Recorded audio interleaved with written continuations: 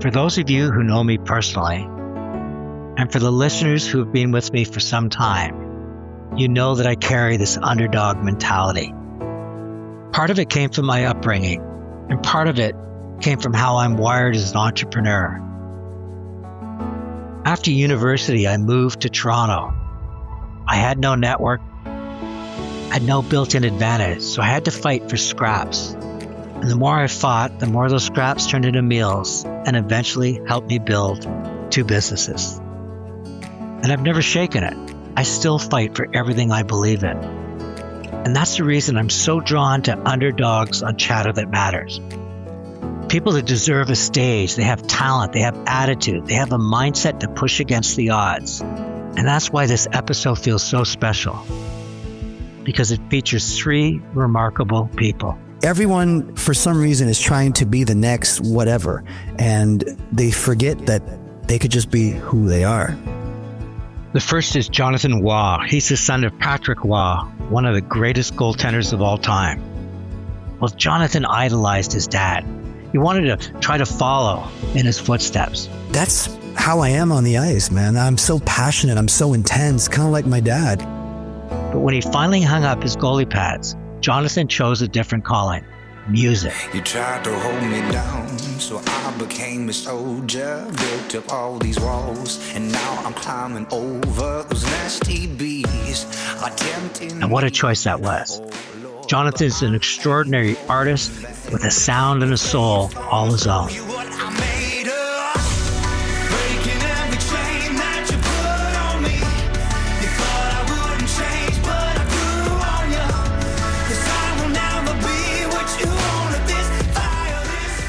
Then you'll hear from Elysia Racanelli. She's a doctor by day who trades her stethoscope and white coat for the stage at night. I had all these inspirations and from different types of music, from movies and everything, and I think it just made me who I am today. She becomes this avant-garde musician with a commanding presence, a fearless artistic vision, and a voice that will stop you in your tracks.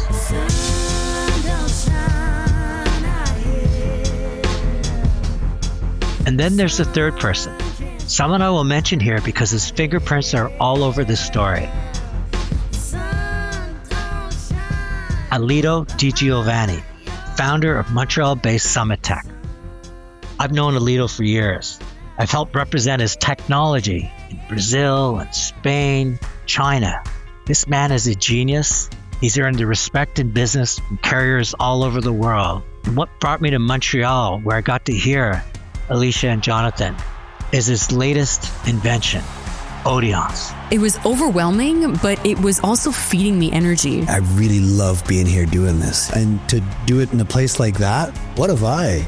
I'll do my best to describe it, but I'll put a link to it in my podcast notes. Think of this as a mini Las Vegas Sphere, this interactive, immersive, remote participation platform. Your phone becomes this magic wand, and through it, you can travel the stage in a 360-degree basis. You can send love to the artists, connect with people who aren't lucky enough to be where you are and are watching the show from home. The music comes alive with energy, with enthusiasm, and with excitement. And the power of Odience doesn't just rest in terms of music. You can bring it to theater, museums, and even retail.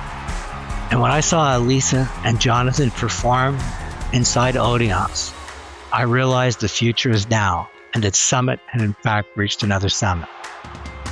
I know there's an underdog mentality in all of us, and I hope you enjoy my conversations with Jonathan and Elysia as much as I enjoyed having them. Now let's go live to my conversation with Jonathan Waugh. Hi, it's Tony Chapman. Thank you for listening to Chatter That Matters, presented by RBC. If you can, please subscribe to the podcast. And ratings and reviews, well, they're always welcome and they're always appreciated. I just spent the afternoon listening to this person's talent. Let him go. Let her go. You ain't never gonna have that soul. Jonathan Waugh, I can understand why he's got 200 million streams on Spotify, 300 million on YouTube. He's leaving tomorrow for a European tour. He is one to follow. And Jonathan, it's just an honor to have you on Chat That Matters. I'm glad to be here. Thank you for having me. Mama said you'd better. You know, the thing I love the most about you is your soul. I saw the way you interacted with your musicians, the people that just came in for a minute. It's just beautiful, the chemistry that was out there. Thank you. I have to believe that's a lot of what you love about music is just the people you get to be with. Just being out with your friends and doing what you love, that's it. That's life, man. So we're having a blast, and I'm happy to be here. Generally, I really love being here doing this, you know, and to do it in a place like that giant ball. That Odience 360, cool. Man, what is it? What a vibe. People listening to the podcast, just imagine you're in the a mini version of the Las Vegas Sphere, but the difference is instead of just seeing great imagery that made love to your songs, also the fact that fans could stream in from all over the world and you have that interaction, like they can see you in a 360 degree and then at the same time you can see them. But before we get into more of your music, you know, I teased the opening of the show, the dynamics between your parents. And I read in an article that one time as a young boy, how much you loved being at your mom's feet when she played the piano. Yeah. Just paint that picture for us. She had this beautiful black piano by the fireplace, and she'd tell us, go take a shower, guys, and get into your pajamas. And when you're ready, come and hang out. And we just listened to her play. And there was something about it that I was so attracted to the sound. And I was frustrated because I wanted to play like her and I just couldn't do it. And obviously realized that it takes a lot of time to play piano. And I took lessons. It wasn't clicking. And I let it go. I wish that I had not, because when I see my mom play still today, I'm like, maybe I could have been that good. She in the family was the one that was pushing me towards music. She could see that I was attracted to music.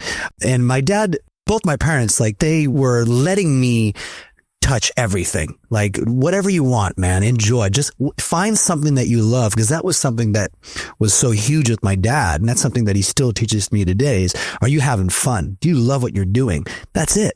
Because life is short. It can be long when you're not doing what you love. What was her face like when she was playing? Because when I heard you talk about it, I just imagined that, you know, being a mom, obviously, and part of the family where, you know, her husband's such a superstar. Was that her way to escape and just feed her soul every night? I think she was really proud. I know that she put a lot of time into it, and I know that she loved playing piano. And I think that was her way of showing us that she could do something really cool. And, you know, we used to go to see my dad play hockey all the time, but her, like, she was just kind of supporting, and she was an amazing mom. She is an amazing mom, but the fact that we would all sit there and we wanted more, like that made her really happy. Tell me a little bit about your dad, because what I saw in your dad was such incredible intensity in his eyes, almost superhuman in the moment. Was he ever outside of that moment and he could just relax and be a voyeur of what was happening in the family, or did he always have to be sort of the quarterback? He's such a passionate person. He loves the game so much. It's what keeps him sane. It grounds him. This is his life. This is what he lives for. He's a good dad too, but his focus has always been hockey. Hopefully, you know, with time, and I'm seeing with my sister's kids, like he's starting to back off a little bit, and he's starting to like enjoy the game in a different way. Anything can happen. I'm going to give you my all, but anything can happen. It's okay. I can just let go. He's been obviously more present, which has been really nice. You can't change someone. I admire him for being the way he is, you know? A question for you on that, because if your mom had been Beethoven, you said, I'm going to try to be a piano player, I'd say those are tough fingers to fill. And your dad being an incredible, I think the greatest goaltender that ever played, but you went in to become a goaltender. I wasn't connected with my dad very much. I was a tough kid, man. And I wouldn't listen to anybody. And I felt like I knew the answer to everything. And that was as soon as I started to be able to walk, man. But that was my way of trying to connect with my dad. And at the same time, he was my idol, and I wanted to stop pucks. I wanted to lift that Stanley Cup. I wanted to try and also beat him. I was like in competition with my dad in some way in my head when I was a kid. And we tried. It just didn't didn't kind of blend and it was okay because I figured my stuff out. How did it feel that time when, and this is at least what I read, when he said, you're not good enough for the NHL? Mm-hmm. Did you, looking for your dad's information, one side, but the other side going, this was never for me? Or every time you put on those masks, were you putting them on just for your dad? Did you ever? No, I loved the game. I had such good time, Because you played serious hockey. Yeah. You played the Ramparts. Yeah. You're not like... And I could have maybe continued and played in Europe, but, I didn't have the talent to go any further. I'm a small guy too, 5'10" and a half, 5'11" in net. And nowadays you look at the goalies, they're huge. A natural thing happened. Music kind of took over. I was a big Simon Cowell fan. And I loved that he was so direct with everybody. Yeah.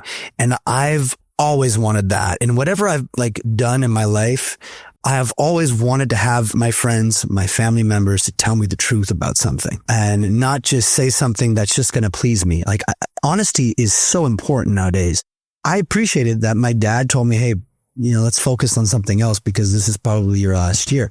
That just kind of helped me understand I can let go. Let's focus on music. And that's what I did. And it turned out great. I got to bring up 2008, not to paint the picture, but just that moment when, that everything inside you, that tough kid came out one more time. Mm-hmm. Was that in some ways, looking back, your way of saying goodbye to the old Jonathan and the new Jonathan was going to emerge? That's how I am on the ice, man. I'm so passionate. I'm so intense, kind of like my dad. And, we all make mistakes and that's part of life. I made a mistake. I went too far. I know it. But this was an amazing moment. I mean, the fans, it was just, you're a kid, you're 17 years old. It's just, you're tripping and the rivalry between Chicoutimi and Quebec is perfect.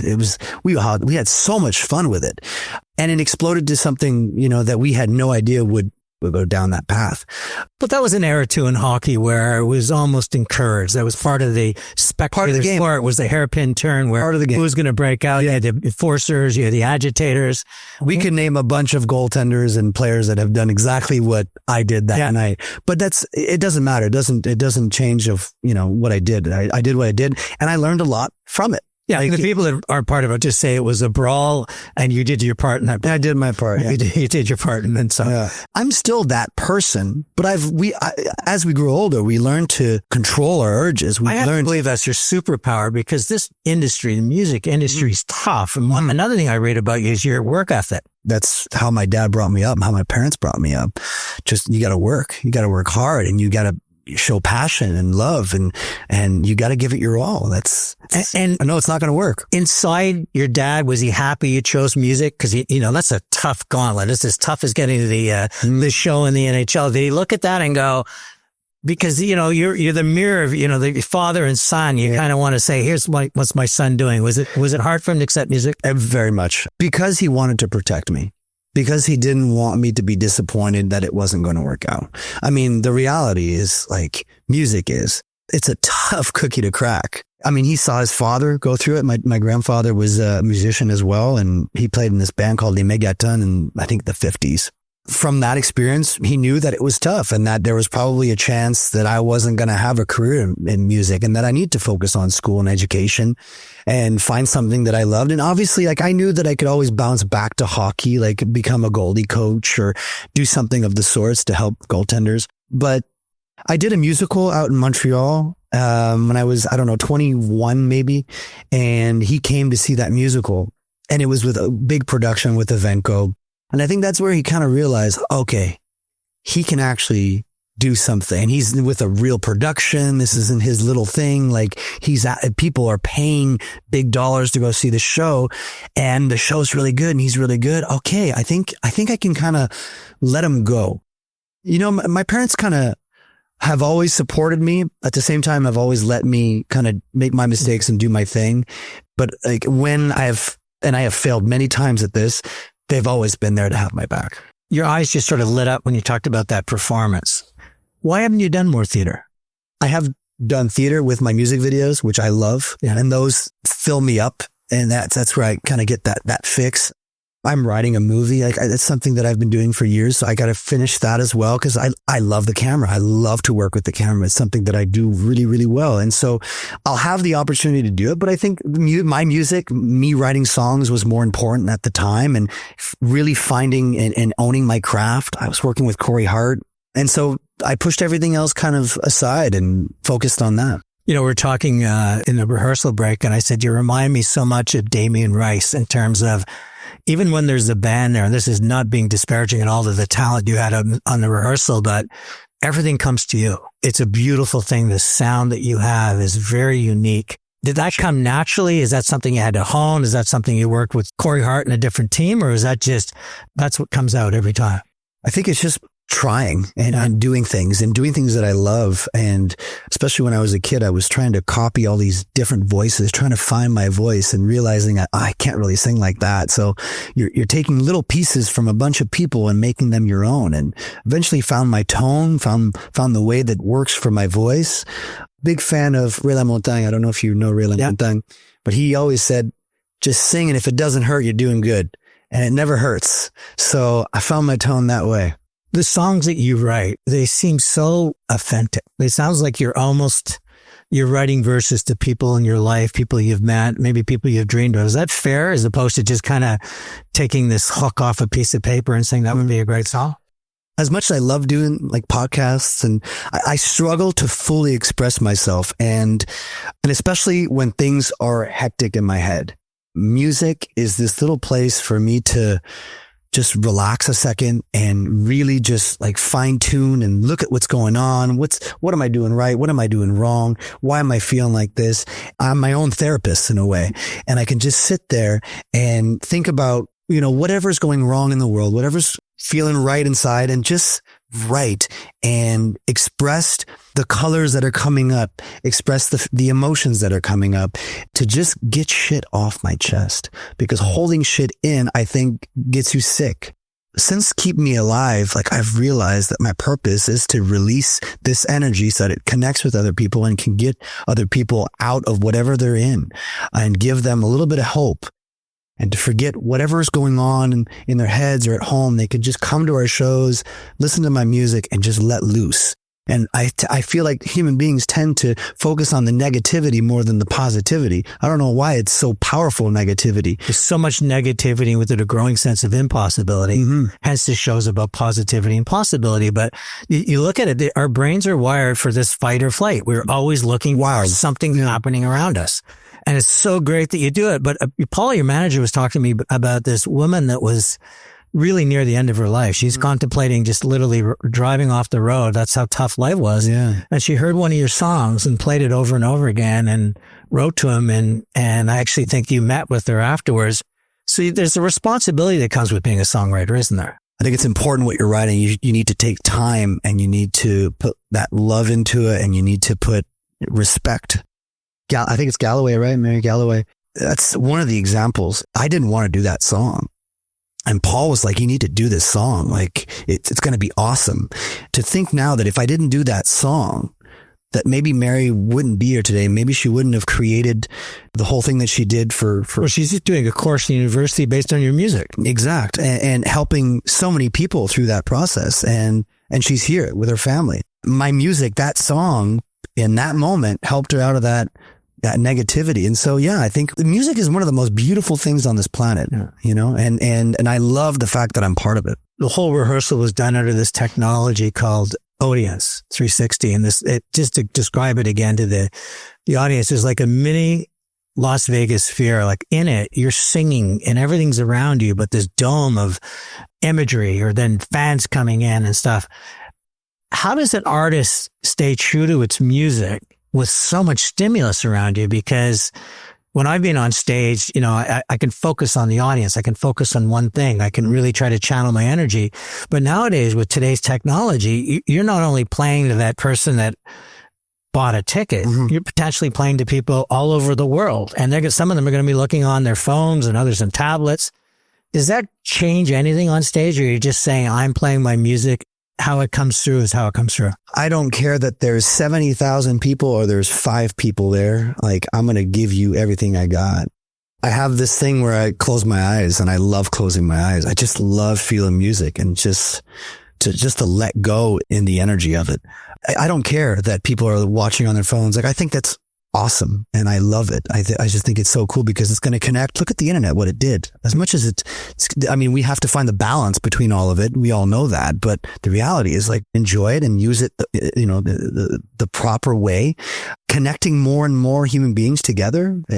Why not? Do you ever wonder what it was like in the old days where you discovered music in a record store and a radio station, you combed through your albums, and people presented their artistry as a full album. Mm-hmm. They wanted you to listen to this, and some have even manifested into complete rock operas. I mean, I listened to Peter Townshend's biography and Pink Floyd in the Wall, and to me, it seems more snackable. It has to be this sort of, you got to get it all out in a very short burst of energy versus maybe the old days where you could spend, say, I'm going to take an hour and paint this stuff. Yeah.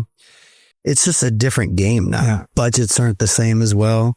If I could, I would rent a studio and sit there for 4 months, a year, and just take my time, but it's not possible anymore, I'm amazed though. Like, you look at the Beatles' entire body of work was 8 years because they refused to tour because they couldn't hear themselves playing. They didn't have the technology today. Yeah. And today it's like, what advice would you give to somebody that's trying to say, my passion is my art. Yeah. My passion is my craft. It's tangible. I'm going to put things out to the world to enjoy, whether they could be a sculptor or music. What advice can you give them to stay true to it? Because when you were playing to, a full arena, seeing you guys against Chicoutimi, when you started playing music, it might have been the 4 or 5 people you talked about. So how do you stay the course? Yeah. Well, first of all, if you love it enough, you won't quit. If you quit, it's because you don't love it enough. You can't let go. You got to keep digging deep. You got to fine tune your craft. You got to be able to be vulnerable with yourself and with others. You have to also go out and open those doors. That's probably the hardest thing because there are so many talented musicians and artists and singers, but they don't know how to open those doors and they don't know how to communicate with other human beings. So communication is key. Being authentic, I think that's the most important thing. Everyone, for some reason, is trying to be the next whatever, and they forget that they could just be who they are. And that's probably cool enough if they fine tune that particular thing. And that's what I've been trying to do for the past couple of years. And it's working out. And I think that everyone will tell you the same thing. Anyone that's made it, it's like they just focused on them. Don't give up. Give it your all. Have fun. Having fun I think is the most important thing because you got one life to live. If you're not having fun, get out of there. Do something else. You talked about earlier that I could have played hockey in Europe. Well, now you're going to play music in Europe. Yeah. Tell me about the tour that's coming up. And I know, again, we talked, you said, I can't wait to get back on that bus. I love it. It's the thing I love the most, to hit the road with my friends, seeing people that love music thousands of miles away. It's just wild. A couple of years ago, I was opening up for Burton Cummings, and he was in his I think he was already in his 70s. And I'm like, man, if he's in his 70s, that means I can do it until I'm 70. Yeah. So I have a bunch of years to go. So many industries, ageism just knocks people out in their 50s. And yet with music, people just celebrate the fact, the music of it. I mean, I look at the Rolling Stones still rocking. Yeah, no, I mean, after Charlie Watts, they would have said we're done, but they live for that stage. I guess creativity and art, like those are the only, as you get older, those are the kind of the only things that you can always do. Because the physicalities. Yeah, exactly. You can't play hockey your whole life. You're going to your back or your knees. But music, you could just sit there. I mean, I remember my wife's grandfather, he just passed away, but he used to play the accordion until he was 97 years old. And that's what kept him sane. That's what kept his brain working, Such a beautiful thing to work with your hands and play music. It's just, I don't know. I'm from Quebec, man, and I never thought that I'd be traveling around the world playing music like this. So I'm really grateful that I get the opportunity to do that. So my last question, if you were on American Idol, what would Simon Cowell say? What song would you play and what would he say about you? I've had Simon. I did America's Got Talent at one point. I made the cut and Simon was actually in front of me. It was positive, but it didn't turn out to be positive. I played a cover. And I should have played my original song. Yeah. If I was to speak to someone that was going to do a show, I would say, hey, screw playing somebody else's song. Play your song and believe in it. Jonathan, I always end my podcast with what I take away. you're just a beautiful human being. You happen to also be very talented in music. But first lesson that I help people listen to is, are you having fun? Life is short, but it can also be long if you're not having fun. I thought it was an incredible piece of advice. I think the second one is just, you need to be 360. It's not just the music. You need how to communicate. You need how to open doors. You need to have to work hard at it, because there's a lot of people that want that shot, and you've got to go after that shot. And then the last one is just your authenticity, not just about your music, but I just love being on a tour bus with my friends. And when you can find that place to be in life, your eyes are shining, your heart's roaring, I think that's a place that everybody should aim for. So really appreciate, after a long day of rehearsals and heading off to Europe tomorrow, that you had an opportunity to join me in Chat That Matters. I'm glad we did this. Thank you so much.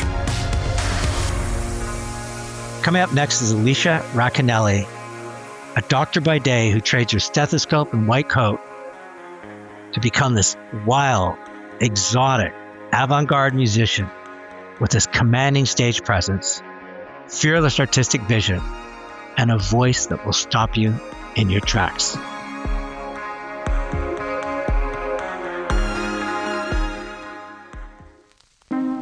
Hi, it's Tony Chapman. I want you to close your eyes for a second and think about the first time that music moved you. It might be this song you played on repeat until you tested the patience of everyone around you.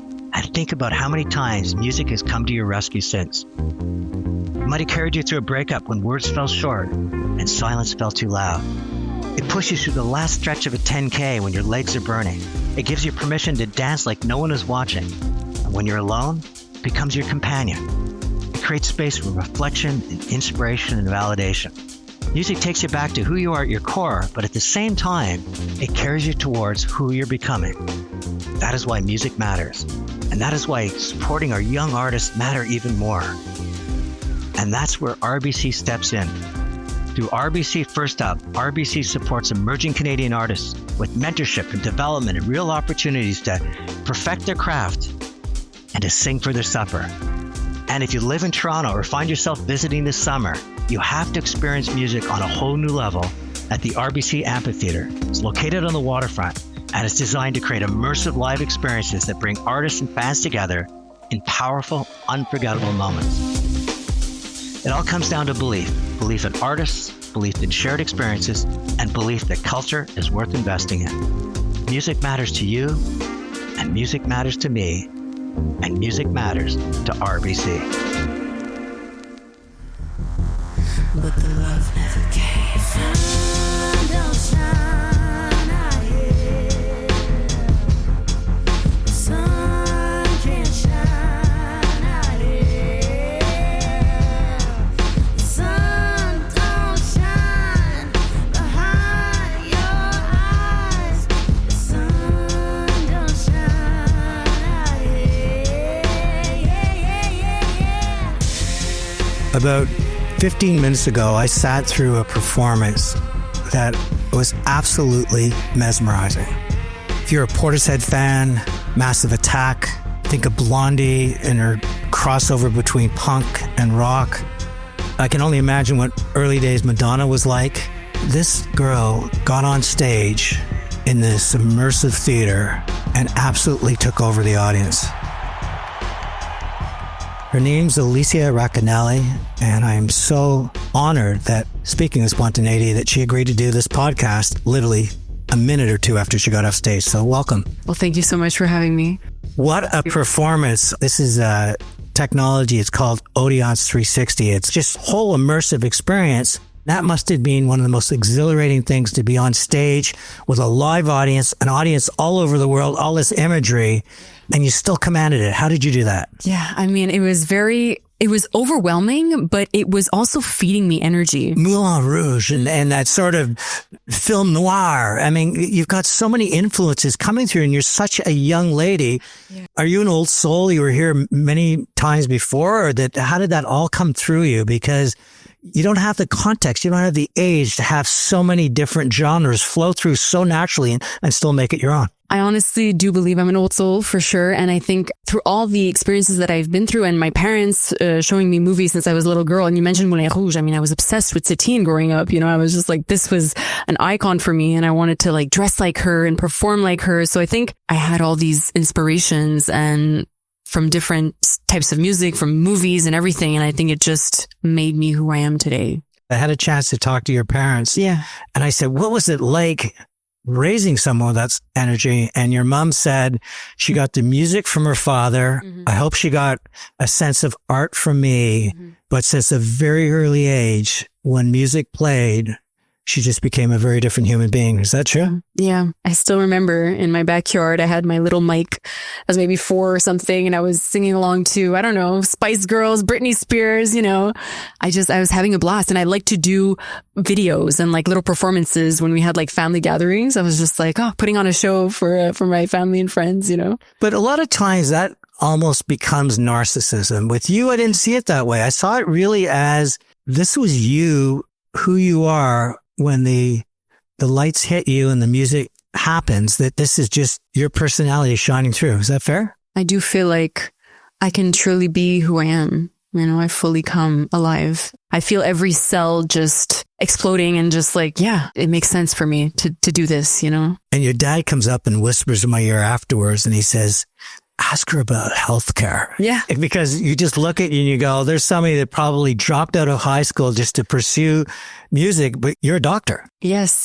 I'm a family doctor, and it's something that I'm very proud of. I love that I chose that path, and I think that's how my life was supposed to come out, just like starting, I wanted to build that discipline. And I was always someone curious about the human body and helping people, finding solutions to be able to help my friends and families. And like, I feel like for me, that was a way to like give back. And at the same time, it taught me like a structure and a discipline and everything. So yeah, I'm happy that it's played out that way. But when music is so much of your passion and so much of your soul, how did you find a way to turn it off, to study and to learn? Because we're not talking about a general arts degree, which is still something. We're talking about a medical degree. That's a tough gauntlet to go through. Yeah. Obviously most of my medical studies, I was like locked up in my room studying, but a way to liberate myself when I would take breaks, because you have to take breaks. Everyone needs breaks from their books. I would sing whenever I had the chance to sing, cooking and anything. And I was part of a med band. So that was cool too, to be able to play with musicians and other, med students. And that was fun. We had like shows a couple times a year. So I was always able to like express myself through music. But obviously, like, there were some moments that I had to be more like, studious and like, at the hospital and stuff. But I always found a way. So, age bias tends to hit people when they're getting older. But in the medical profession, very often when somebody shows up as a doctor and they look and are as young as you are, there's a concern, how can they possibly be good at that? Do you find that with your patients that you have to convince them that you have the credentials to do it? Or do they just realize that this empathy and care that you have is what they're looking for? They do question, but at the end of the day, it's like when I'm in the office with my patients, like I have a way to just be, I adapt to the person in front of me and I listen to them. I think that's really important. I really give off this, openness to just be yourself, to try to help them as much as possible, to accompany them. I'm not trying to change them. Do any of your patients know that your alter ego is this band Rise? And yes, that's often something that they mention also at the end of the appointment. By the way, doctor, I saw you do music. You're so cool. And I'm just like, oh my God, that's nice. And talk to me about your brother. You brought him on stage after the show, and his love for you, and that it's not just, that sibling love. He's the person that puts together your look. We've been best friends since forever, like we really grew up together, and I've always admired his artistic side and his vision of like creation and like, the way he works with materials and everything. And when he just wraps me with materials and everything, I'm just like, I was always obsessed with that. And he always made me feel like a princess. And yeah, I love that feeling. And he's become a talented designer. Absolutely. Yeah. Now he's in LA. And he has his brand, Elysia Racanelli. He's doing well, and he keeps thinking me. I go see him every couple of months, every 3 to 4 months, and he makes me some new outfits. And so, talk to me about Rise. Where did the name come from? We were writing a song, my producers and I. Rise was one of the words that we used in that song as a lyric, and we wanted something that was positive, you know what I mean? I wanted something to give people like, oh, okay, rising, like it just fit, and then with the exclamation point, just to even add more emphasis, It took a while to find an artist name. and I felt like nothing really fit. But then eventually it just grew on me, and I was just like, yeah, rice. Yeah, I like that. Let's talk about Nothing Really Fits, because I can't place your music anywhere. It has so many, it crosses over so many genres. Yeah. Is that really what your signature is? That today people want eclectic, they want eccentric, they want this sense of energy. You don't need to fit in a lane like it used to have to be in music. Right. Yeah, totally. Because I feel like I have so many different, I love so many different genres of music. And I'm like, why would I limit myself to just pop or just, dark wave, or just like, I feel like just blending everything, depending on my mood, how I feel. And it allows me to be a lot more creative that way. When did you start writing your own music? I had done this solo kind of EP about 4 years ago, and it was more pop. It was more a pop direction, but I felt like it wasn't truly me. But with my current producers right now, okay, now this is who I am. And were those producers on stage with you tonight? Yes. That's amazing. Yeah. And it's so neat that their look versus yours, you're right out there. They're kind of hidden behind sort of almost this goth look. And it's really this mysterious sort of sense. And it's almost like, and I'm a father of 2 daughters, I'm really happy to see these strong female characters. And almost in your band, you're the strong female, you're the superhero of this band. Yeah. Is that intentional, or is that just how it all worked out? I think it was slightly intentional. I think with my producers, they wanted me to be the main artist. They wanted to give me kind of that spotlight. The fact that they even offered to be my band and to play with me, I was just like, really? What's next for you? Have you had a sense? Because you got to be thinking Broadway, you got to be thinking acting, you got to be thinking music, and then you're also a doctor. Do you have any sense, or are you just going to let life unfold because you've got so much to offer? I think definitely in the music field, I want to pursue more in there without giving up my medical background right now, because I love both. I'm really passionate for both, but there's this calling for me to just really pursue more into the music. And how about your parents? They must be so proud to sit and graduated with your medical degree, but there's a good chance down the road you might have to park that for a while if music takes over. Potentially. Are they just happy that you're doing what you're doing? They didn't prevent me. They didn't say oh no, you shouldn't do this. I feel like they've been really supportive through my journey, and they see that right now I'm juggling with doing both. But I think they would be really happy if I just chose for music for a while. And I feel like being a doctor, you stay a doctor for life, So if I want to go back at 50 or 60, and yes, of course I'm going to have to brush up on things, but we always have to do continue medical education regardless. So what advice can you give to young people nowadays in terms of chasing their dream? You have to really believe in yourself and do what drives you absolutely obsessed. Go for it.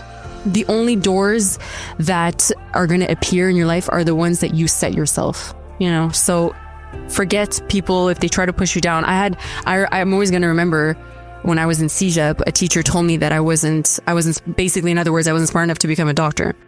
It just pushed me even more. So have you ever gone back to that teacher and give him a little gentle nudge that guess what, you were smart enough to be? I did cross him once. I remember at McGill campus, and I had told him, and he was like, well, congratulations, Even if sometimes it feels like there's negative people in your life, or people that think that you won't make it, I think they're intentionally put there in your life just to give you that extra little push, you know what I mean? Because sometimes we need that little, okay, someone doesn't think I can do it. It makes you go stronger. So my 3 takeaways is, the first one is really almost what you talked about in the last paragraph, is you really believe in something and be obsessed about it and go after it.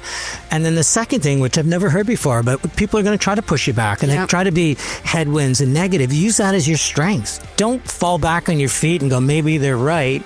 Go, I'm going to prove them wrong. And I think that's an incredible lesson. And the third one is, tonight you played like nobody was watching and everybody watched. And I think that's been you since the age of 2, the way your mom described you. And I look forward to having the world watch you for many years to come. So I really appreciate you joining me in Chatter That Matters. Thank you, Tony. Thank you so much. Once again, a special thanks to RBC for supporting Chatter That Matters. It's Tony Chapman. Thanks for listening, and let's chat soon.